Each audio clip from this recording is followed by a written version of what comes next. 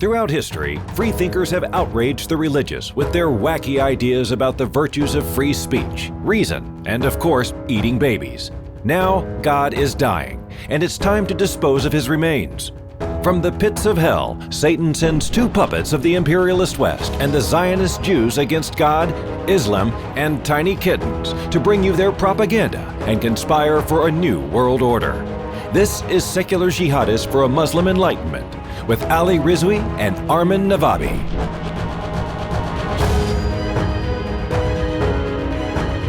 Welcome everybody to another episode of Secular Jihadists for a Muslim Enlightenment. My name is Ali Rizvi. With me is Armin, who's going to very awkwardly greet you right now. Armin, say hello. Hi. Hi, there you go.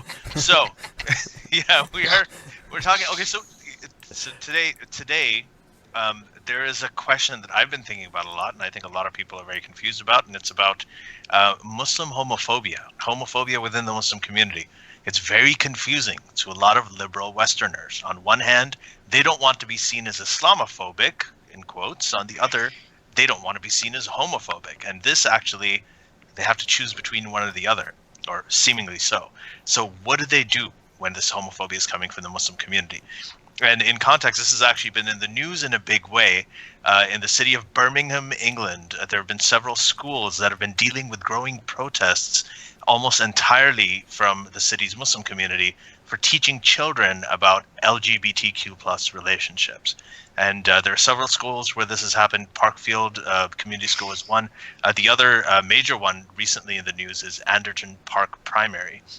And over here, there are hundreds of Muslim protesters who came out, and they just did not want their little kids to be taught anything about LGBT relationships, even that they exist. So, we're going to get into this, and we're going to get into a lot of different topics over here that stem from this, because this is just sort of a symptom of a much bigger issue that is happening in these communities. And we're very fortunate and very honored to have with us a former teacher at Anderton Park Primary. She taught music there for about 5 years. And she also attended a UK school that had a significant number of Muslim girls in it, and she has a lot of insights to share with us. So, Sophia Johnson, welcome to the podcast. Thank you for joining us. Oh, thanks so much for having me. I'm excited. Yeah, we are too. So, just to start really quick with this topic, you are both, you've lived in the UK, right? And you also live in the US now. I think you're in Austin now. So you're seeing everything that's happening at Anderton Park. I think the most recent development is that the courts have ruled that these protests are a form of harassment, and they've created an exclusion zone around the school, which is a good thing. When did that happen? That's great. Just a couple of days ago, just 2 days ago. 2 days ago, wow. So, yeah.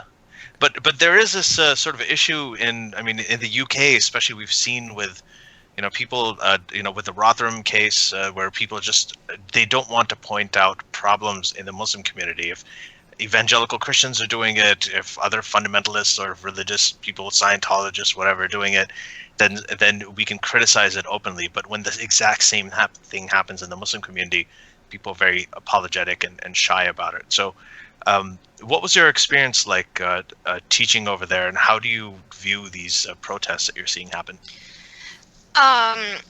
My experience at that particular school, I was a peripatetic, is the word we use, peripatetic guitar teacher. So I actually taught in a range of schools all across Birmingham, and Anderton Park, and it's actually in Spark Hill, and I grew up in Moseley, which is like the next little suburb over. I had friends who, when I was a kid, I knew people that went to Anderton Park Primary. It was a lovely school in many ways, and I really enjoyed teaching there. I was part of a program that aimed to give all 30 kids in a class, all 30 of them, a guitar for a year to take home and practice with. And we gave guitar lessons where there was 2 teachers, and we taught all 30 kids at once. So it was a pretty... wow, I would have liked to be there. It was actually really fun. But we did run into some issues The most significant one of which being that a little girl brought her guitar back to me and said that her dad wouldn't allow her to have the guitar in the house at all, and that because guitar is for prostitutes, which I remember just being absolutely staggered at the time, just like I don't even know what to say to this. So I also she told you this? Like she said that my dad said guitar. So her dad has obviously Muslim said girl? that her a little well, yeah, and there weren't Muslim girls there without hijabs on, and we're age 7. They're age 7, and so I guess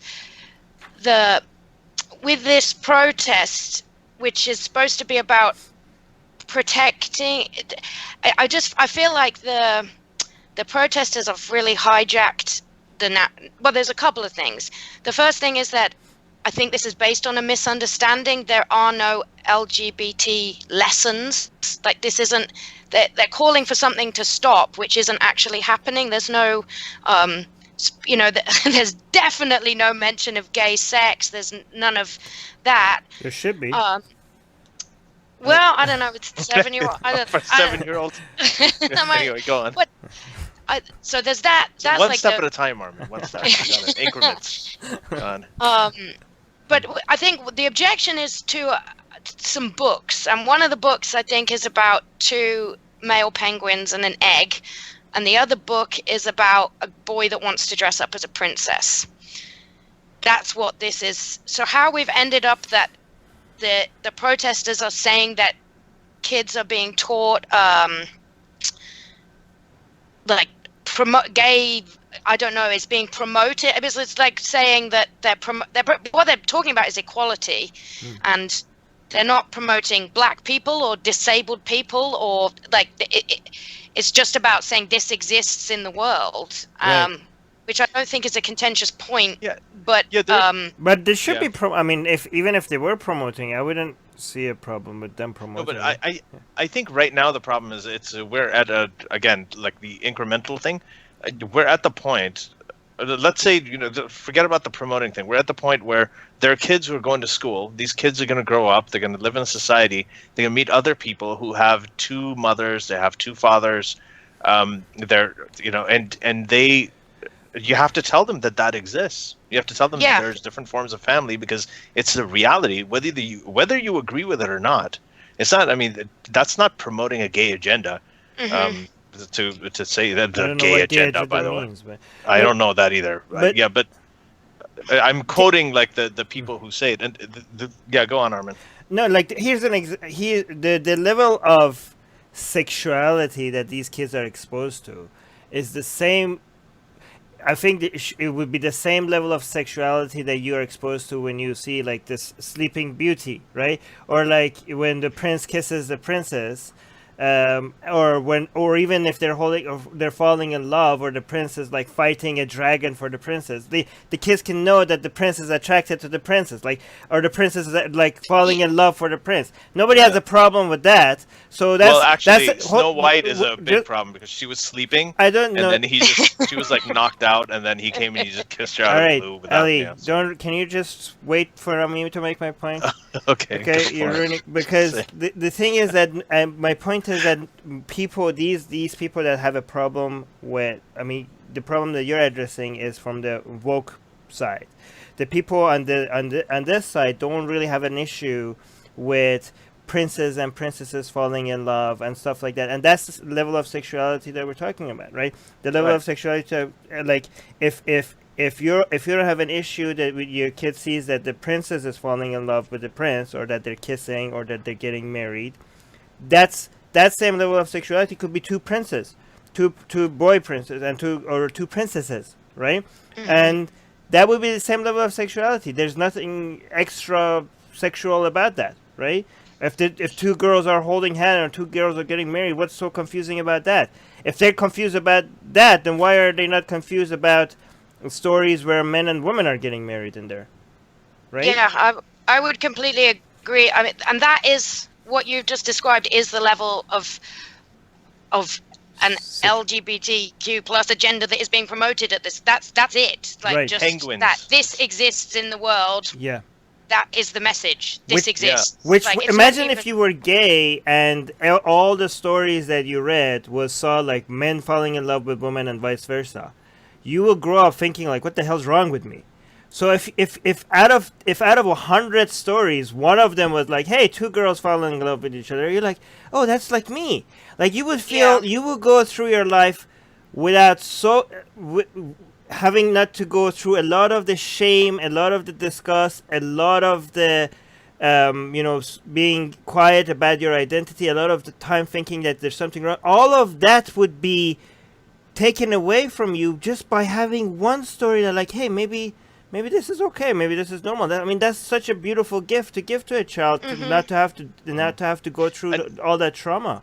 And a lot of this is not. We're talking about sexuality, but this is not about sexuality at all. No. A lot of it. It's just about like, okay, no, supposing you have a completely benign story. This is the problem. You have a completely benign story, right, about anything else, and it's just that the characters in the story happen to be two men. Instead of mommy and daddy, you've got daddy and daddy, and that's it. Otherwise, the story is completely like anything else. Yeah, it is sexuality, but it's the level of sexuality that we tolerate among straight stories, right? Absolutely. Right. So, I definitely think that by protesting in this way, they've had the opposite effect. If you didn't want your kids to know about gay stuff, like, well, they all know now. But that's kind of the point I feel like about this whole thing, is that everything about it is like backwards. Right. The people the intolerant people are standing at the school gates yelling about that they are being oppressed. Everything just seems to have. And I'm really glad that we did just get that the ruling about stopping them from assembling outside the school, so that these kids can go to school. Because what this is, this is about education and what kids are being educated.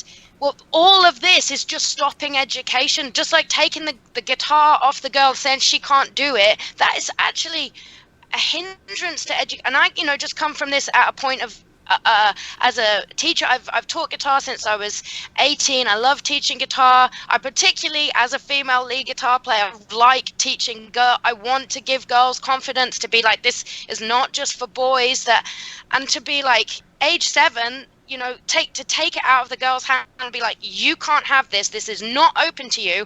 To me, that's an infringement of her right to learn. And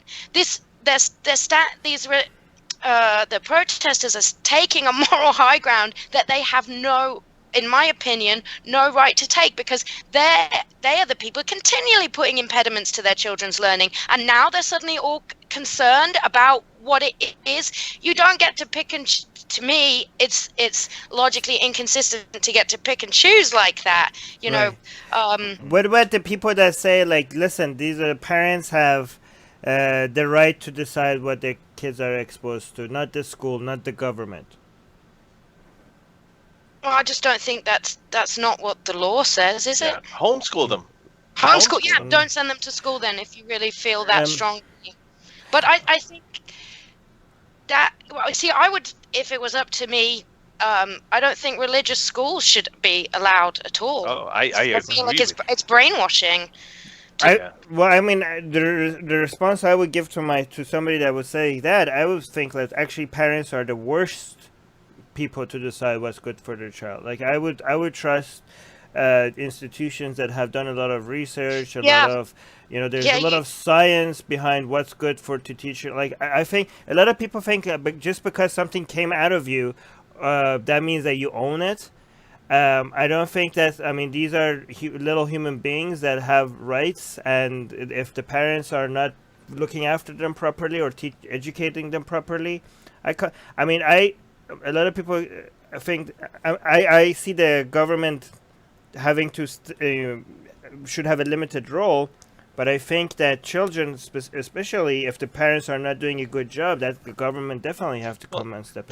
That is legally how it is. So legally, what happens is, and we went through this in bioethics and in medical school, and you learn about this, is that if there's parents who come in and their child needs life-saving treatment, and they say, no, we're just going to give them some willow bark or some crap like that, then you are legally allowed to take those kids away from the parents, and the state is allowed to give permission to administer that life-saving treatment. So, and it's a moral law, I think, too, because if its government's supposed to take care of its citizens, I think the main citizens that it needs to protect are the ones that can't protect themselves, which includes children, especially the ones that are not being looked after properly by the people that they trust the most.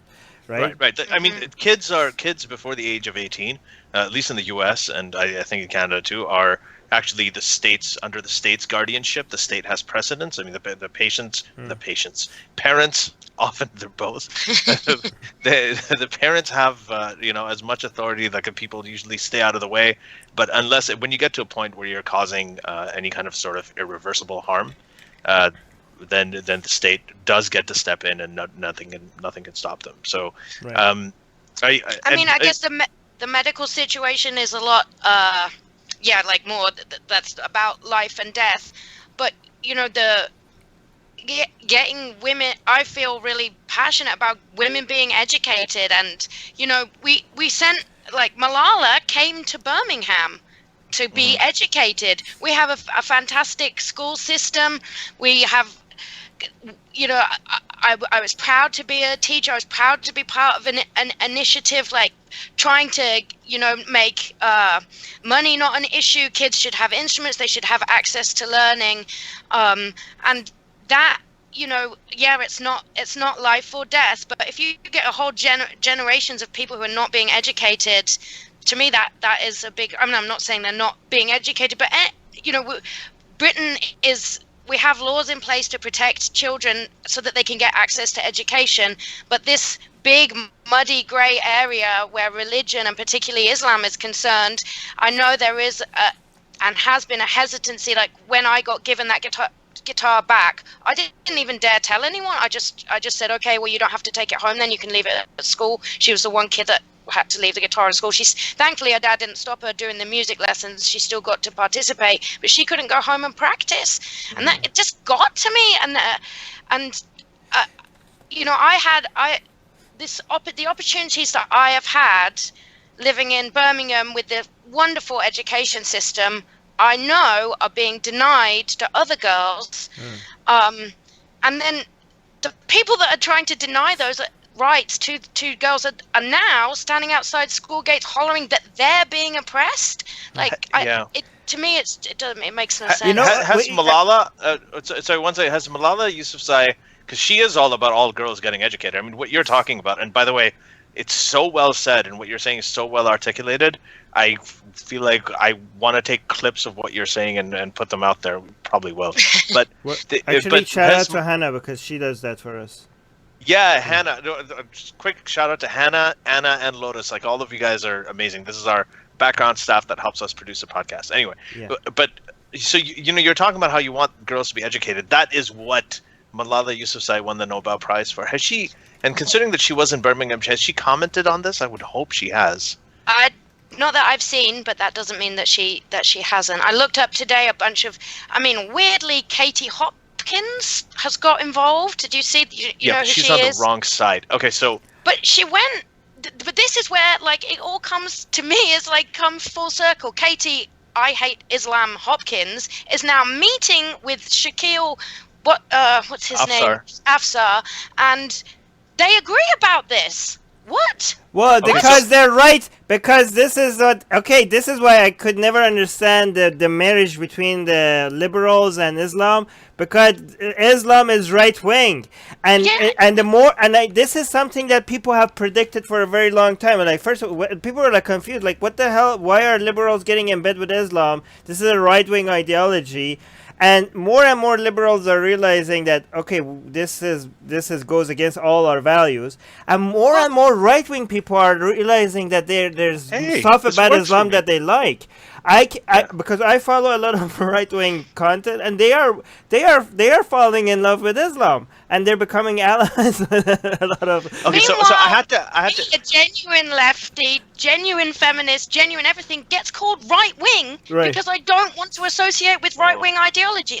How did we get to this point? I know. Join the club.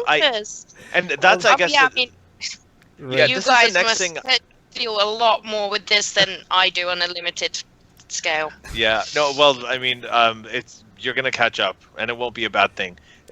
So this is actually the next thing I wanted to talk about, the Katie Hopkins. So I was looking at a picture of Katie Hopkins standing with the people leading these anti-gay protests. Right. And she has gone. She is totally anti-Muslim immigration, anti-everything, and now she has found common ground with these Islamic conservatives who are protesting LGBT, teaching to kids' schools, and she's in alignment with them. Yeah, similar like thing, we hate similar gays, thing. You hate gays. Let's get together and hate gays together. Together.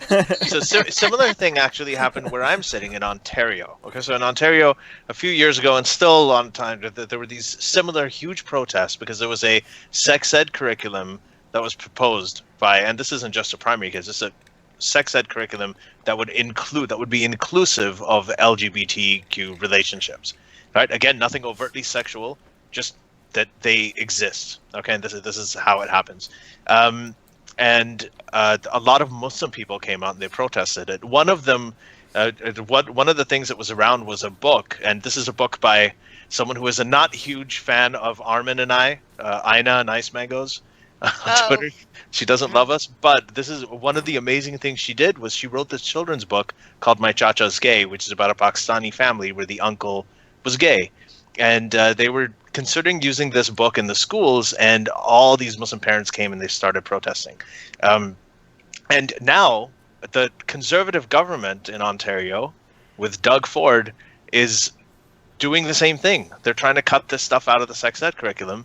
And they're completely in alignment with the Islamic fundamentalists and the conservatives. So, it is pretty amazing. But in a way, I am glad that this is all coming to a head because, this has been brewing for a long time. And Birmingham, I feel so lucky to have had the incredibly liberal upbringing that I had. I mean, Birmingham is a wonderful multicultural city, and we have a huge pride. And this year's Pride, I think, is going to be massive. And I've already seen lots of Muslims and ex-Muslims that are going to go to Pride to show their solidarity, about this cause. But if it was going to happen anywhere, I can see it happening in Birmingham. And I'm really glad that the head of the school has just she's not backing down, bowing to any. She won't back down. She's taken a hard stance and she's just sticking to it. And I'm so glad to see that because that's not what I've seen kind of in the past. And that's how you get to crazy situations like Rotherham with people just so afraid of the racism smear and the Islamophobia smear that what happens is kids get denied, or kids get abused, or I'm really proud of the head of Anderton Park, and I think she should stick to her guns. But what do you think is going to happen in the long term? Because we have been waiting for something like this for a very long time, because we knew something like this happened, because we knew that Islam and the liberal ideology is not compatible, and we also knew neither Islam is going to be able to give an inch. And liberal community is not going to also be able to give an inch. They're not going to accept homophobia, and Islam will never be gay friendly. Okay, so we knew that So we knew that at some point these two are going to clash, and we just don't know. We didn't know how it's going to look, what it's going to look like, and who's going to win. But in the long run, do you think I can't? I mean, it looks like maybe the liberal side will win, but Islam is very powerful. I don't know. Yeah, and England has some worrying laws about hate speech. To me, as a free speech person, and I would be scared that the liberals would lose this fight. But it appears not to be. With what's just happened with this injunction. Yeah. That is a positive step. But I mean, I don't know how. This is a huge as you said, like this problem is like brewing and is going to become and bigger. This is maybe the first beginning of these two things clashing. And I mean, if liberals are really committed to their principles of being liberal and being tolerant, it's not the gays that are saying, you know, death to Muslims, and that kind of is like I don't know, to me it seems like eventually the liberal people will have to fall in with the you know, but will they think about it? My problem is I think people don't think about it hard enough. The liberals will have to kind of, if you're really committed to your liberal principles, I feel like you'd have to side with LGBTQ over Islam on this. But the fear is so of, I mean, and they've got signs outside the school saying, you say we're homophobic, we say you're Islamophobic, and so there's those two phobic things. Yeah, but gay people are not killing Muslims. They're not throwing Muslims off rooftops. That's kind of what I was trying to articulate. Yeah, they're not executing them and hanging. Gay people, when you're choosing, they really are live and let live. Right. If you want to choose, if you have a choice, to all my liberal lefty allies out there, and I'm very lefty, so if you're out there, just if you don't think of this as a choice between quote unquote Islamophobia and homophobia, because there is no gay person out there who's going out and saying that I want to kill Muslims. There's no state out there where gay people are saying we have to hang Muslims from cranes to execute them.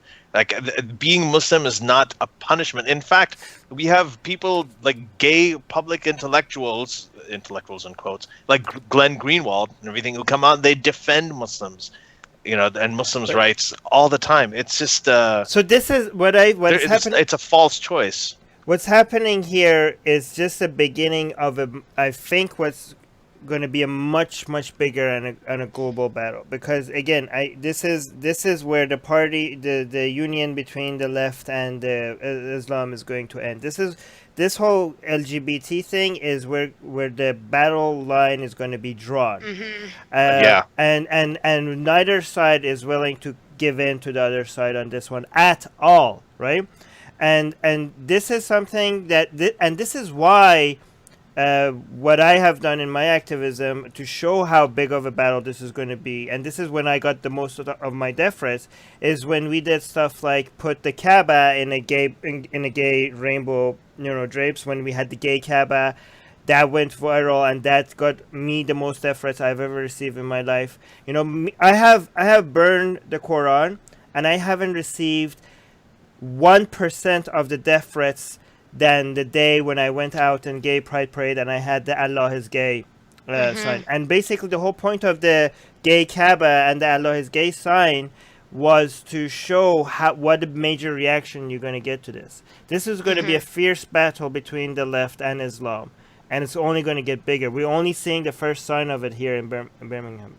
Yeah. I kind of feel like bring it on. Like it's time. We need to have this with this. You know, people like Jimmy Bangash, who I've heard on the podcast, and you know, I hope that more gay Muslims and gay ex-Muslims, that those are the voices I feel like we need to hear, and they hopefully will be empowered to speak up a bit more. I mean, interestingly, I did read that there's a lot of people at Anderton Park, parents who are actually in full support of the school's stance, but they don't want to go out and protest because they're kind of intimidated by the religious and they're worried about appearing to support the school. You know, I think, you know, obviously the squeaky, the squeaky wheel gets the grease or whatever, like the people that are shouting the loudest are dominating, but I think there is a lot of support in for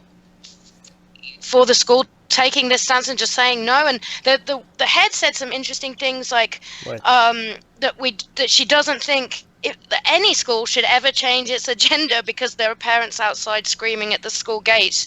And she said, That's great. I'm that is really really encouraging. Some good news from the UK for some change. Yeah. Which it's not like I'm used to that, especially with everything that's going on. The most is a bloody disaster on all fronts. So we'll also get to that, and I think and another thing, Jimmy Bangash, if you're listening, and if you. I've reached out to you. We'd like to have you back on to talk about this. Yeah. But do you think it's against the? So what is the court? Because this is very new. Like it happened 2 days ago. The court said that these protests are harassment. Like some people may say, well, that's against free speech. Muslims, even if you think that the school shouldn't give in, and the school should stand its ground.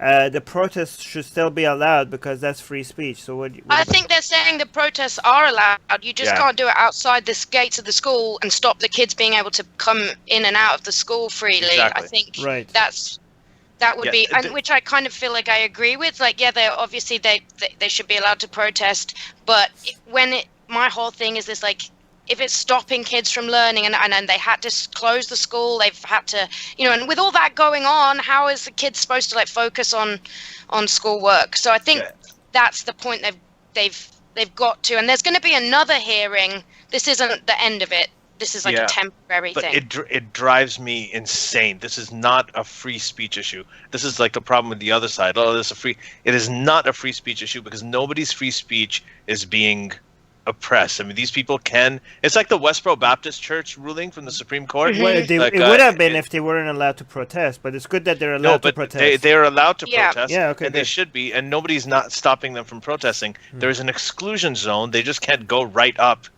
to the school and prevent and disrupt it. But I want them to, because I want the kid. Like, this is a good thing. The kids are like might get more curious. I don't. I think the kids will be curious enough about knowing what's going on, and they have to live with these parents. And so it's just I don't think that that's necessary. Yeah. But Sophia, I wanted to talk about how moving on from this. So not only did you teach at this school, but you also attended school in Birmingham. You attended, can I say the name of the school? Sure. Swanshurst? Yeah. Yeah, Swanshurst. So this was, at the time, it was the biggest all-girl comprehensive school in Europe, with about 300 girls in each year, and a total of about 600 girls overall. And 1,600. 1,600, you're right. Yeah, my math is, about as good as mine. So you said that up to half, it was a rough estimate, up to half of the girls there were also children from Muslim families, and the age groups were like 12, 13, 14, 15, around that age. And you had some amazing stories that you told me. So what was that experience like? So I went to a very liberal hippy dippy primary school, so that's from like 4 to 11, and I am the child of two very liberal people. I was not christened. I've literally basically had no contact with religion at all. It just wasn't part of my life. We sang at school, we sang Yellow Submarine in assembly, and like it just, we had Christmas, and I knew we did religious education. I remember going to a Sikh temple and a but it was just like it was just part of like everything else I was learning. And then people believe this, but I never had to read any of the book. I never had to do anything. So when I went at age 11, went to Swanshurst, it was my first like real contact with religious people, really. Muslims mostly. Muslims, and I was shocked and kind of horrified. I was, because there were, I was told straight away, like by little hijabi girls, like they weren't going to do any work at school because because when they were 16 they were going to an arranged marriage in Pakistan anyway, so there's just no point doing any work. Like, and I was just staggered, like, what do you mean? Like, I already had plans to go to university age 11. I knew that I wanted to like educate. Brought up in a liberal home, books were all around. I was encouraged to read, I was encouraged to ask questions, and then I came up in secondary school, just against like, no, you can't play the guitar. No, I'm not allowed to have music lessons. I'm not allowed to have a musical instrument. And I couldn't believe it. And then, I mean, not to say that all the Muslim, there was also like a lot of very hardworking Muslim girls who were already on a route to like being a doctor or they definitely seemed, and they were obviously from more liberal Islamic homes as opposed to then there was, and a lot of them didn't wear hijabs. A lot of the girls you could that tell. were, I mean, probably the worst thing I can remember is definitely in year 9, so we would have been 13, 14, Shabna disappeared to an arranged marriage in Pakistan and never came back. Oh my god. Yeah, you said that you remember at least 2 girls disappearing. And it was just accepted. It was just like, what happened? Why is she not coming to school anymore? Oh, arranged marriage, Pakistan. Gone to How old was Pakistan, she? marry a cousin in Pakistan. Yeah. 13, How- 14. I hadn't even kissed a boy yet. I was like, I was still, I was terrified. To me, and then the Islamophobia, when I found out that in this religion I would not be allowed to wear what I want, I would not be allowed to be friends with who I wanted, I would not be allowed to pursue my whole life dream. I'm going to be a guitar player, I'm going to be a songwriter, that's what I'm doing. And to know that there were, people sitting next to me in class, we lived in the same city, yet I had this world of opportunities, and she couldn't do any of that. She already knew her life plan was, by the soon as she is not legally required to go to school anymore, or even before then, she would be taken into and have an arranged marriage. Why were you Yeah. terrified? It's very interesting that you must be a person with a lot of sympathy, because a lot of people just observe it and they're like, meh. But you're like putting yourself in their position and you're scared, like you're like you're terrified. Like why did that impact you so much? I'm not I just couldn't believe. Right.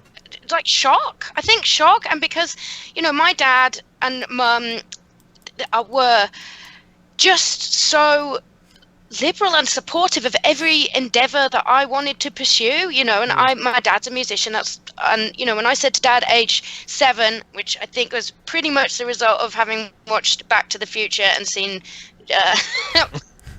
the Johnny Be Good mime that Michael J. Fox says, I was like, finally, Dad, I want, and he made me have classical guitar lessons, which I wasn't that impressed with, but I'm very glad he did that now. But, I said, I want to do this, and my dad made that available to me. I also remember being young and being like, I remember telling my dad that I was really worried about how big the universe was when I found out and that how small I was. And my dad was like, well, you and the rest of humanity, Sophie, this is what keeps philosophers awake at night. And he got me books on philosophy, and if I came to my parents with questions, they would just provide stuff for me. And what I was being told at school is that these girls did not have that. Their parents did not provide opportunities for learning for them. And then what really got to me was that, and you can't even have an opinion about that. If you say anything, you're racist. Oh, they told you that. Who told you that? Girls at school, and it was just the general feat. Even now, I was nervous to come onto this podcast because I'm so scared that somebody's going to take something. I want to give massive big qualifications. I obviously know that anti-Muslim bigotry completely exists. I watched it with my own eyes. I had white friends that would call people Pakis. I've never used that word as a kid. I never use it now. But I'm terrified of the racism that somebody's going to take what I say and say I'm attacking Muslims. Yeah. Did you say anything when you were in school to anybody about your opinions? No. No, and I didn't even tell my parents. Why? So, I Sophia, I knew that I couldn't, because I don't know how I knew. And but what year was know. this? How many years ago was this? It will have been 1993. So even then, the atmosphere of fear was there for people not to be able to talk, and now it's worse, right? So Yeah. we have created a situation in the UK right now where people have opinions and they're just not talking about it because they're afraid of the consequences. I know lots of white British women who have really strong opinions about the hijab and about the hijab being, in primary schools and but they will not. I know they wouldn't ever talk about it publicly because of the fear of, even though the result of that is, to me, the reason that I'm refusing to be silenced, although I haven't been posting on my Facebook. I took a lot of flack, which I know you want to come into talking about this. My experience as a British person with Islam is so different, and if I'd say anything about Islam here, it's just like Trump, Muslim ban. You agree with that? It's like, no, like that's so far from the position that I hold. Yeah. So I've been self-censoring, but the reason that I definitely want to speak out is because the people that really end up suffering are little Muslim girls and Muslims in general. This is, to me, just such obvious oppression. Like, if, as you said, I when I moved to America, suddenly, like, if I got pregnant here, I don't know if I'd be able to get an abortion. Like, that is shocking to me. Like, I can't. But that's not the reality I grew up with. That's like what I'm dealing with now. What I grew up with was what Islam was doing to Muslims. To me, would you I didn't see people. Would you get into legal trouble if you? I would have been worried about school. Yeah, I mean, we're at a point now, which, I mean, and maybe this is right, but when in my training for teaching guitar, I was told I'm not allowed to touch a kid. I'd have it to move their finger on the neck, or I have to say, is it okay if I touch your, hands? Can I move your finger? I mean, goodness, well, they would have, if they'd said no, it would have been like, okay. Yeah. No, but if you said something, It So I sounds know like just a second, So Ali. touchy. If you said anything against Muslim Islam, for example, is there would you get into any legal trouble? In England, I would have been scared of that. Yeah. So okay, and But you I don't know you think the specifically. government is basically by doing this, the government is encouraging oppression of Muslim kids by doing so. I think so. If we're at a point where nobody can speak out about this, Right. then Okay, or just if you do, and this is, I guess, sorry, Ali. in Go after. answer to your question, like, what should we do about homophobia and Islamophobia? Is the one thing I don't know, but I think we should take the narrative back. Why can't people like me talk about it? Like, but I've always felt like, and I almost, in my email to Ali when we started talking about me coming on this show, I was like, I don't know if I should even say anything. I'm worried about a white woman talking about this, and like this cultural sensitivity, but I just have to try and keep reminding myself that this isn't about culture. This is about a set of ideas that I can see and know from my own experience is massively impacting the lives of people around me, and especially when I was growing up. And that is reality. Even if I'd never said about it, and I've certainly started talking about it a lot more now, I definitely, the fear of just being, people lose their careers and people lose friends. I mean, I've already lost friends here, or I think been totally misrepresented, and had to do a lot of work with people to get them to understand that I am not, this isn't about racism. This isn't about not liking brown people. This is about actually me be caring about brown people as much as I care about white people. Yeah. If we can say, like, religion is doing terrible things in America, preventing stem cell research, stopping women get access to abortions, and that, why can't I say, and in England, because this is what I've experienced, Islam is stopping kids learning in some the extreme situations. It is stopping kids learning, and these protests are out this side this school, all it's doing is just stopping kids learning over a non-issue, over a misunderstanding, and that. So people like Katie Hopkins and Shaquille Afsar are like in the news, and somebody like Jimmy Bangash, who I think would have a really good, interesting perspective on this. He's not out there, but they will report if he takes an Allah is gay sign somewhere. They'll report about that, But, and I just feel like people aren't, the left aren't interested in listening to what I've got to say about this, or I want to point out need like that what to change. Yeah. So what I'm hearing from you is compassion for Muslim girls or girls raised in Muslim families. If you didn't care about them, you wouldn't have to say anything. All you have to do is just say, I've got my guitar, I'm doing my thing, I'm going to pursue my career, I'm going to go to college, go off and get arranged marriages. That's your culture, whatever, do your own thing. That's what the regressive leftists do. They don't care. They don't, like, if I go around and I put my wife and daughter in head-to-toe burqas and I walk around the streets of Toronto, the sort of super like pseudo-liberal types are going to walk around. They'll be like, hey, listen, that's his culture. We got to respect it. They like that. They chose that for themselves. Mm-hmm. And then on the other hand, if there's a white guy, right, with ginger hair and ginger beard and freckles who walks around doing the same thing with his white daughter and all covered up, they will lose their shit. Because there's a different standard. There's and that is what the bigotry is. So what you're doing, you have compassion and you have empathy. Well, that's what I definitely logical consistency. If I don't take this shit off white religions, why do I have to take it off a brown religion? It's just all bullshit. Like across the board, I don't think religion should be made any concessions to. It should not be part of public policy. It should not be part of education. And Islam doesn't get a pass. Why does Islam get a pass? So you've got Katie Hopkins, kind of allying with these guys and having photo ops with the Muslim protesters against LGBT. You've got Doug Ford here in Ontario, implementing the same kind of sex ed curriculum changes that all of the sort of this homophobic Islamic conservative parents wanted for the kids. And, you have these alliances happening. And whenever you talk about things, you get blamed Trump, Muslim ban, all of this.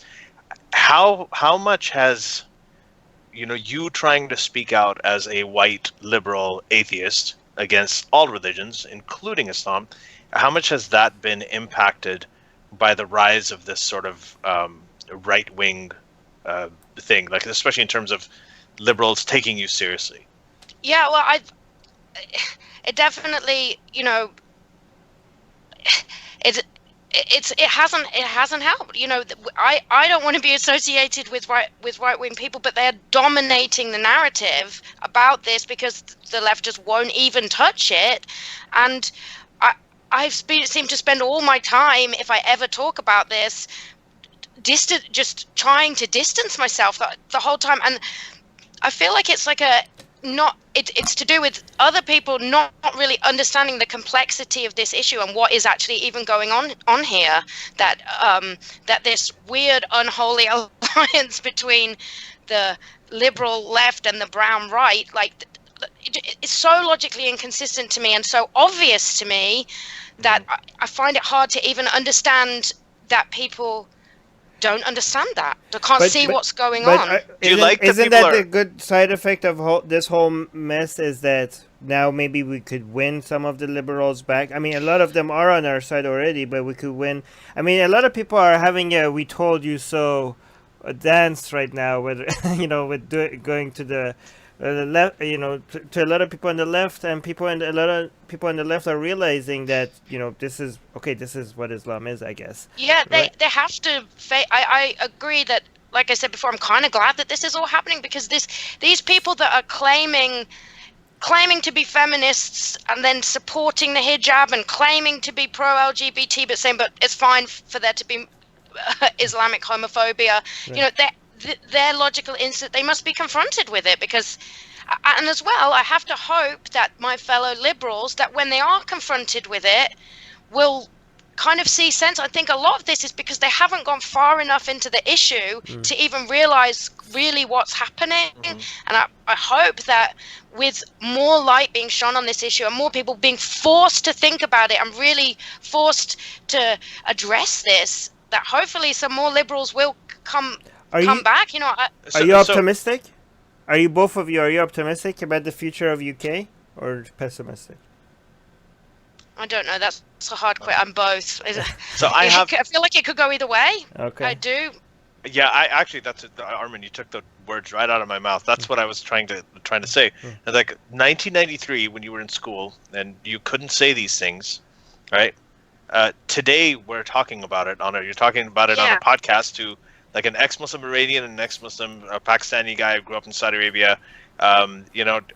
There is the Rotherham scandal that was going on for years, thousands of girls, unsaid, unspoken of, even though people in law enforcement knew about it. Now there's mass sexual abuse of women and of girls, of young girls, and now it has become the news. The courts have acted on this. So they have come out and they've said, okay, we're going to put an exclusion zone. These parents are harassing them.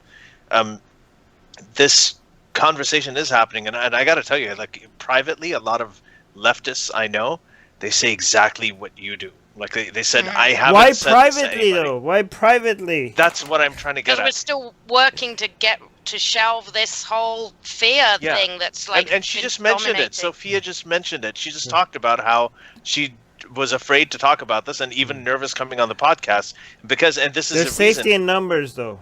Well, that is actually why I found you guys.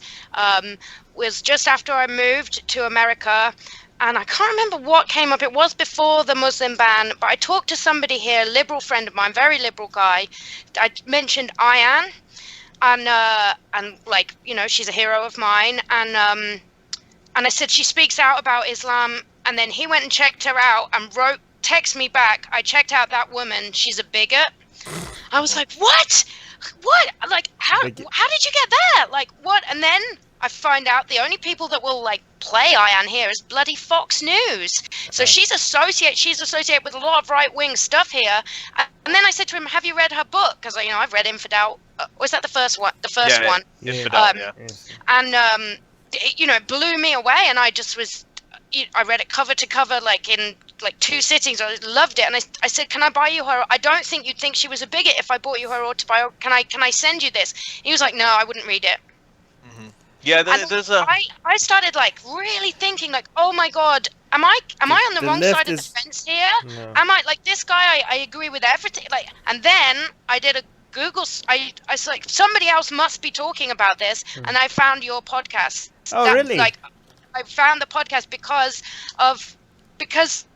I came to the internet to try and be like, this is more than just a feeling that I have. There must be other people, and I wanted to find also, brown people talking. I mean, I've been, the Four Horsemen and Sam Harris, but like, I didn't think that would be good enough for my friend. He would just be like, well, it's more white people talking about brown religion, And so to find you guys and find Yasmin and Faisal and I listened to that first episode and was like, finally! Like, you were about to say thank God. I tried. Yeah, no, it's okay. You can thank God. But Ali is looking. Ali, you're looking very brown today, so that's good. But honestly, I wanted to say that this is. Armin, you're saying that, why can't we say it? We talked about this with Sam Harris also when he was on the podcast.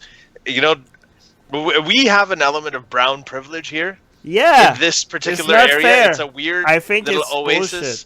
Of brown privilege where we can say these things. And I remember telling Sam, I said, look, one thing I can do is, what about this approach of me relating to people who are Muslim, saying I grew up that way too. We have an identity together. Now let's lock down the identity connection. Now let's talk about ideas and sort of disarm them that way. And he correctly said, that's not scalable because you can do that and I can't do that. And that's bullshit. And no, but it's not. That's your brown privilege speaking. It is really, really it is your brown privilege. Like it's really, really hard, right? To do that for someone who is white. And I have people who have come up to me all the time, and I mean this like privately, even the most lefty liberals, they'll say, oh, okay, even Obama, okay, he did an interview with Jeffrey Goldberg, right, when he was about to leave office, and he said something like, he suggested that, the Islam needs a sort of a kind of reformation process like the Christianity went through, and then he also said that, I'm seeing in Indonesia, and he grew up in Indonesia, partly, he said that I grew up in Indonesia, and now I'm seeing that, there are all these. There's increasing fundamentalism there, because more and more women are wearing the hijab. So people got really upset. They're like, oh, just because people are wearing hijab, you mean it's becoming fundamentalist? So he kind of gave it away a little bit, that he does think that when people wear hijab, that's a more fundamental, progressive kind of thing. Can I say something? I just think it's so bizarre that the group of people that used to be for civil rights and used to be that started movements that wanted to convince people that skin color doesn't matter. Yes. Are now the same. Now those are the group of people that are most obsessed with people's skin color. Yeah. It's like socialists are always obsessed with money, you know? It's like, oh, what about the money? It's so funny. It is it's madness to me that, like, I don't want to go down the, like, why are we trying to find ways to separate everyone more? Like, wasn't the whole point that, like, we're just the human race and that we should have universal standards that apply to everyone? Right. The last people I thought that would be saying, no, we need special cases for certain people of certain skin colors was the left. That's, to me, I mean, the fact that you had to come and check us because you were looking for people that are saying the same things, but not because they're not. I mean, it's silly. No, but a lot of people are doing. We're a podcast. It's just audio. For most people that check our content, it's just audio. Like what? But it's just the content that matters. That nothing else should matter. No, but a lot of people do that. Maybe more are into who is saying it. Like, they would never. I mean, and God knows I am not a Trump supporter, but anyway. But if he did something good, if he actually did something that I agreed with, I wouldn't have a problem agreeing with him just because it's Trump. He's perfectly capable of doing good as well as it, but it's like there's a thing on the the left that they won't ever even say he could do anything good because it's him. The black and white thinking. It should not be about the person saying it. You should be judging the idea on the merit of the idea. It should be able to stand alone as a concept. It can't be okay if this person says it and not okay if this person says it. Exactly. That's bullshit. It is. Like, Yeah, there's a meaning depending on who's saying it. Exactly. Okay, so like Nope. Yeah, I absolutely despise Trump, and I think most people know that. But I did write an article praising his speech that he did in Saudi Arabia a couple of years ago. So I wrote it for HuffPost, and it was like, what Trump got right about his in Saudi Arabia, and I praised it, and I got so much flack. Even though I always write against Trump, but I just wrote one thing the tribalism of the left is really, really strong. They will turn on you, and. I mean, that's the other thing, for me, being worried about speaking about this is like, I don't feel like my side, I'm a lefty, basically, has any, that they would turn on me that's why I'd never said anything at school.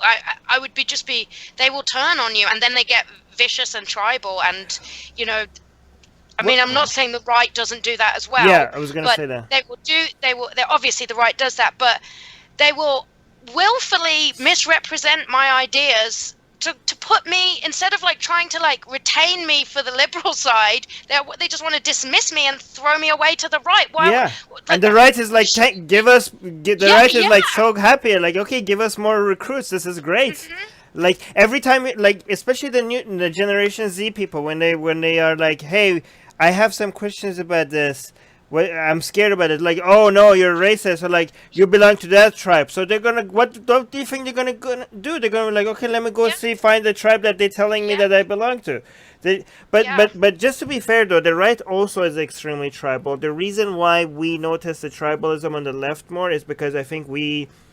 I'm in the left. We're kind of with the left. I don't even really know what shit the right are doing to each other. I mean, if we were part of the right and we spoke out of line, you would get the same level of hostility. I don't know, depending which group you are in, right? But we don't notice it because we're getting pushed out of the left, or liberals, depending on different definitions, and we're noticing how tribal they are.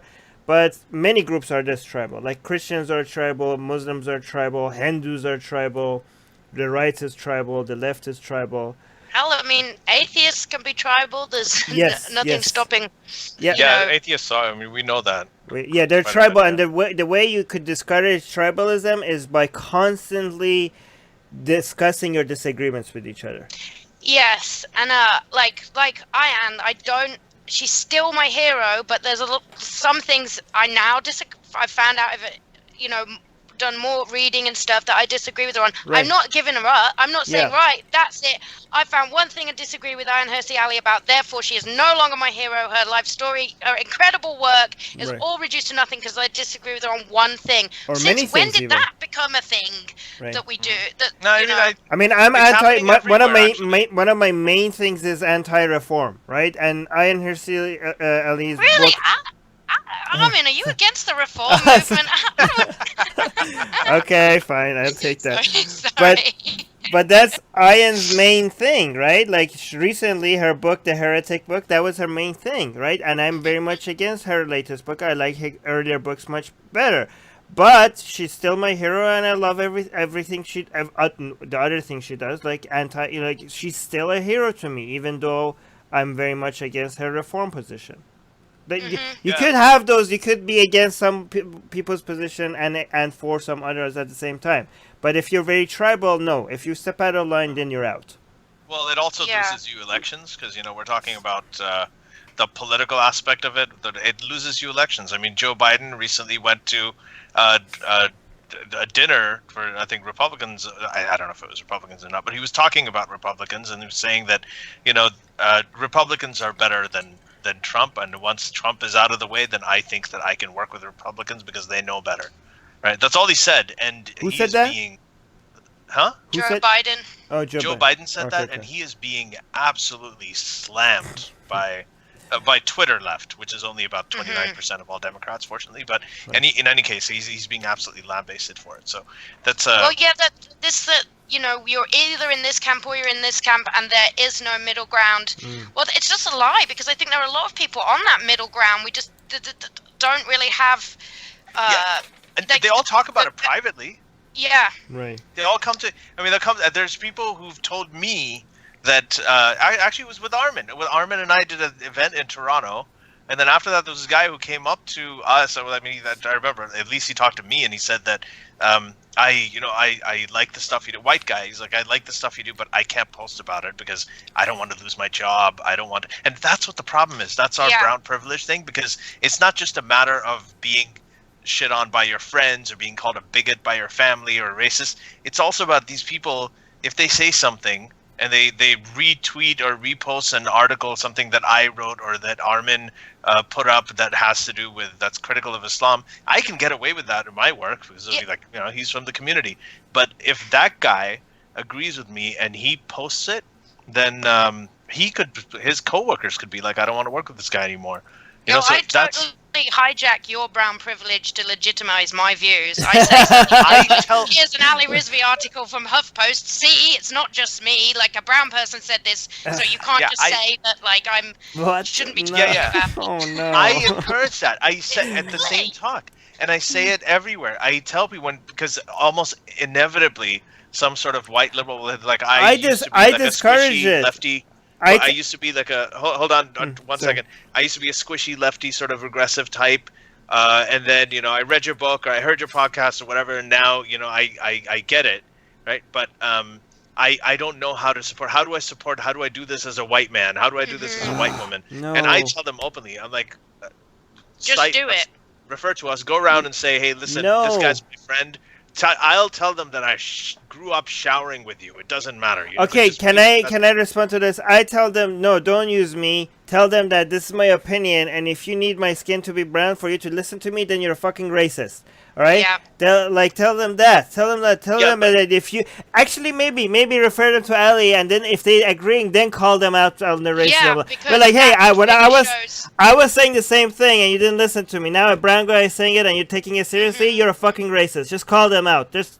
Yeah, because that's what it is. It's racism. If it's not okay for me to say it, but it's okay for you to say it, then that's racism. I mean, how is it not? How is that not racism? How is that not racism? It is, yeah. Anyway, but so I wanted to. But can I just mention like why I am optimistic? Like I complain a lot and I shout a lot, but I'm actually optimistic, and I want to see what Sophia thinks about this, because what I look at to see that this whole woke cult thing, I think it's a temporary thing.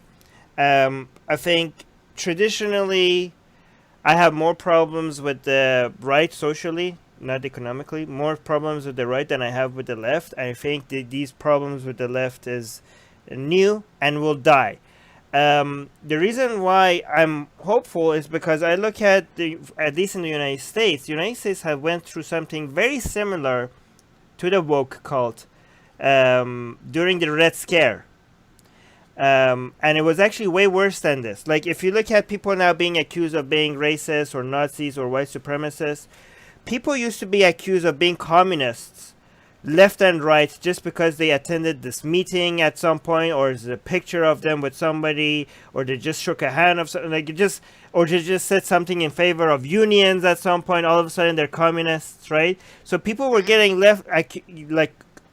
communist accusations all the time. They were losing their job. The government was even involved. The FBI was investigating people. And also the threat of communism was just like the threat of white supremacy in the West is being exaggerated, even though it's there, but it's like being exaggerated of how big of a problem that is. The threat of communism back then was being exaggerated. Like, now that historians look at it, the Soviet Union was never in a position to destroy United States at that point, but people were thinking that it could happen any day. And another similarity between the Red Scare and what's happening right now is that the actual spies, the communist spies, benefited from the Red Scare because their accusations were spreading so much that it was really easy to get under the radar and not get noticed. So, like, just like the over accusations of racism and white supremacy is actually benefiting the white supremacists right now, because now if you accuse somebody of white supremacy, you're like, well, everybody is a white supremacist these days. And that was actually a lot worse, because now we have people getting kicked off social media or being deplatformed. We had people going to court back then because of these accusations. So, and now we look, it was a short thing, it happened, we look back at it, we were like, we know, like, that was ridiculous. And the United States came from that stronger than, everybody can tell that's ridiculous. So I'm thinking, like, this is not something that will last, I think, this whole woke movement. What do you think? Well, it's like going to implode itself, isn't it? Because it's kind of, it's going to eat itself, sort of thing. Yeah. And yes, I think it's unsustainable, because when genuinely tolerant people come into contact with genuinely intolerant people, that we've reached an impasse where you can't just kind of brush over it. But yeah, I mean, nobody's going to court about or not maybe yet. not yet. And hopefully there are enough people making enough noises, people like the random head of a Birmingham school who just said, no, I'm not putting up with this. No, right. You will not tell me what I can teach these kids. I'm not teaching them anything inappropriate, and I won't be bullied. And if I've got to hope that, like, more information and we get more clarity on this issue, that people will feel more sure of being able to take a stand, like the head, and know that that this whole thing is just a descent into madness. Right. And I think it's peaked. I think I'm hoping that this is the worst of it. I think that we're gonna go down from now on. Yeah, I actually agree with both of you. I think that this thing with homophobia, in homophobia in Muslim communities, this is going to be, the crux of it. This is where, people will be able to choose. It'll be the wake-up call for a lot of liberals. It already is. Right. And it's a big issue. So I think that's what it's a shame that it didn't happen with the other issues, with all the oppression of women and girls and everything. Like, seems like that's all okay. But FGM is okay. Because it's their culture. Because the fundamentalists are bringing this up. They really hate gays. I mean, they hate women, but they can't really. It's half the population, and we've got a lot of rights now. But they really hate gays, and they've brought it's in a way it's brilliant. They've brought this all into their opening up the world. Come look at what bigots and homophobes we are. We're going to show you. You know, that's what we want. We want people to see that and be like, I want nothing to do with that. It's not, Muslim people to stand up and say, this guy doesn't speak for us. We're fine. Tell people about, some people have two mummies and some people have two daddies. that's fine. We're still a Muslim, and we can, like. Yeah. I feel like he's shining a light on it, and it's going to backfire. I hope. Yeah, there's. Yeah, go on. We talked about recruiting from the left. This is why what Ali said, I think it's one thing we need to take to the right as well, right? Because there are some people, the right is not, like we have a lot of people on the right that they just discuss it by anything LGBT. But they have also a lot of people on the right that LGBT doesn't, they don't care, like it's fine, but they're more concerned about Islam. And I think with the people on the right, that care more about Islam, we could go to them and be like, listen, you support LGBT. This is the weapon against Islam. Like we should be like the war against Islam. The front line should be the LGBT. It's the gays. It's the gays. Yeah, we should be. This should be charging with the gays at the front. This is how you win the war against Islam. Yeah. And again, I think people like Jimmy Bangash Right. they're going to be at the forefront of this. I was so moved by how he spoke on your podcast. So moved. That He's was amazing. He's really and he episode. speaks like that everywhere he goes. That's how he does. He just really moves like, people. Yeah, and he, I get emotive and shout and like movement. I really like that. He stayed so like calm all the way through, and this isn't about a hysterical debate. There's an element. He kept it real serious. Like I was very, very impressed, and I hope that more voices like that. That's who we need to hear from. Yeah. And then there was like a guy from Glasgow, I think, that went to Birmingham to talk about being a gay Muslim, and like if what this does is actually exposes. Also, somebody wrote a brilliant thing, and it said it was on the comments of a Facebook thing about Shaquille, and it said that something like, if you think there's no gays in the Islamic community, you really need to get outside Pulse nightclub at about 4 a.m. on a Saturday night. Like, and I hope that that's true, that there are lots of gay Muslims that this protest will actually empower rather than Yeah, and especially absolutely. if the law comes down behind us, says no, no. I'm hoping hopefully that will help. I'm hoping we get a lot of gay Muslims to become ex-Muslims. The more they realize how like a lot of gay Muslims are like, maybe I keep my religion and be gay at the same time.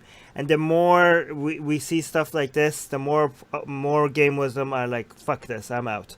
So so I'm hoping more gay Muslims that realize how don't tolerate a religion that is so against you, right? So it's against interesting everything that this is an issue that people have not, we don't, oh God, Islamic homophobia, this is so difficult, that the left is like, just, I won't even talk about, we're not even going to, this doesn't happen, and then they've brought this to our doorstep. They're like, no, we really do think this. We really do hate gays, and we don't want you to teach them. And it's like that thing, like that Sam Harris, what jihadists really want, like, and the left keeps saying, no, you don't want that. No, you don't. That's no. You're just imperialism. Yeah. Like, it's the same with the gays. No, Muslim homophobia doesn't exist. And eventually, people like this guy are like getting 200, and it is mostly men, to go and stand outside a school because they're hysterical about homophobia. Yes. Like, homophobia only great exists in because Muslim they're communities. exposing themselves. They're exposing homophobia themselves. Yeah. only exists in Muslim communities because of U.S. foreign policy. We just want to know, because like all of that bombing of Muslim countries, all that did was make them hate gays more. But that's why it exists. But Ian mentioned that I love Sophia's compassion and passion on this topic. Yeah, I'm actually. I've been trying not to like get too emotive and be. You should. No, you should. You're amazing, actually. When Jimmy came and he spoke about it, I mean, I'm getting the same kind of thing from, like, when you really, really articulate and when you say what you want out of passion. I mean, it's very, very powerful. No, thank you for giving me this opportunity, because I've literally never spoke about this in a way like this before. I love it, because never it feels like it's spoken all like coming this. out now. Yeah. I love that. You should have your own podcast. So the next thing I wanted to talk about, because I mean, the time is like whizzing by. I wish we had more time, but the ask James question as well at some point. Yeah. Sure. No, we will. We're definitely going to ask all the patron questions. So you are, you grew up in this. You went to this Muslim school. You have taught Muslim students. You've lived in Birmingham among a Muslim community. the UK Muslim community versus the US Muslim community. Now you're in Austin. It's a very sort of liberal state. Texas does have a lot of, a large Muslim population Good as well. question, Ali. Yeah, I'm coming to it. Good. No, it's a good thing you're doing. Yeah. So it's just a little bit of background for everybody.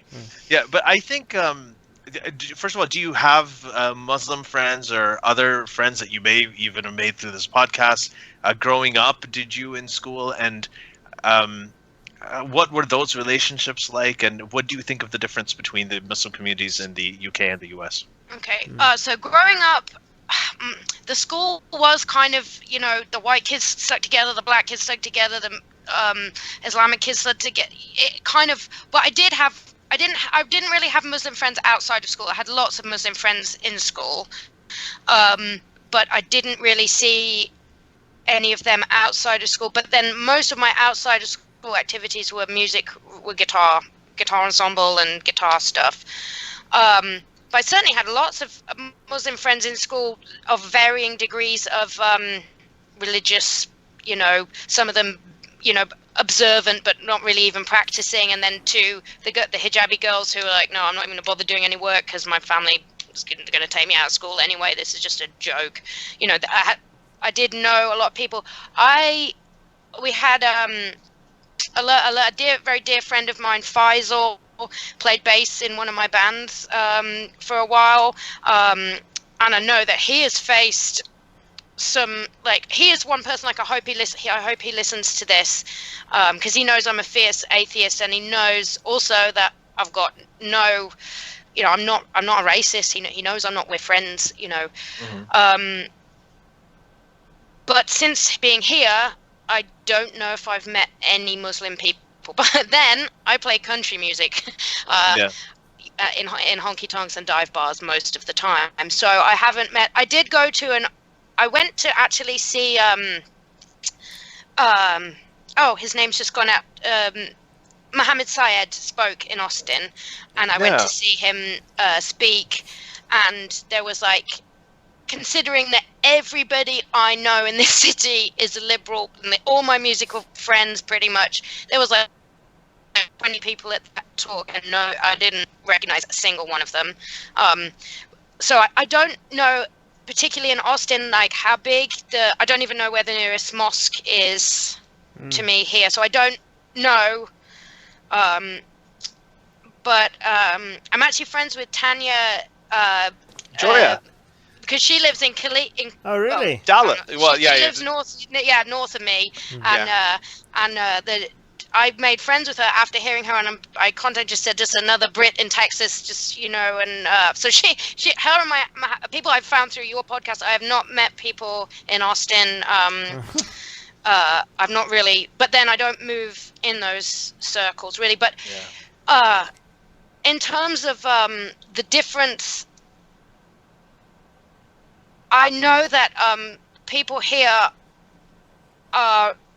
A lot of people here I just don't think have very much experience with I grew up surrounded by Islam, and I mean, God, the thing I miss most about England is Indian food, is being able to just get good curry. I'm a Birmingham girl, I come from this mixed place, and people here I just don't think come from, they're just not exposed to it in the same way. And then from what my conversation with Mohammed Syed about it, he says that there's just much that it's not as fundamental here. That what I was seeing in Birmingham, and with whole classes of little girls, age 7 and 8, all wearing a hijab, and that isn't that it's more extreme in England. And I would certainly, I'm not coming into contact with Islam on a daily basis, but now I'm seeking it out and going on my computer and thinking about it that way. But I definitely keep us updated. Yeah. Okay. Oh, I will. Yeah, you should. And I'm so glad that you're taking the initiative to do this. And here, I have to say that I don't know if this is a racist thing or cultural thing, but yeah, I actually really like country music. Right? Good. And the way that I got into it, so I got, and I am a rarity because I know my wife hates it. Everybody else around me, all the brown people, they're like, "Oh, I like everything." First, before it was everything except for rap and country. Now it's like everything except for country. And the thing is, when I was in high school, I was in Riyadh, where the first Gulf War happened, 1991. So the U.S. troops came and set it up, and they didn't have any music stations on the radio, right? Saudi Arabia, but they set up a radio station for all the U.S. soldiers. So they had they used to play. It was this one station that used to play all kinds of music all the time. So I used to listen to Headbangers sing, the heavy metal stuff late at night. But throughout the afternoon, they played country music, and I got into a lot of it, like Bronnie Millsap, and like there's just a whole bunch of different things. Like this was back in the '90s. So but that's fun. The reason I play country music is because of my dad, and my dad grew up on a German Air Force base, or was there during his teenage years, and they had American Forces Network radio. So it's basically the American troops are brainwashing us all with their American music. Colonialism. It's colonialism. It's like the Arabs spread everything. They use Islam to go and to carry that. The American soldiers are doing it through country music. Holy country shit! music. Yeah. What a revelation. Patron question. Yeah, but I was just saying that may be one of the reasons you're not meeting a lot of the Muslim community outside of the thing too.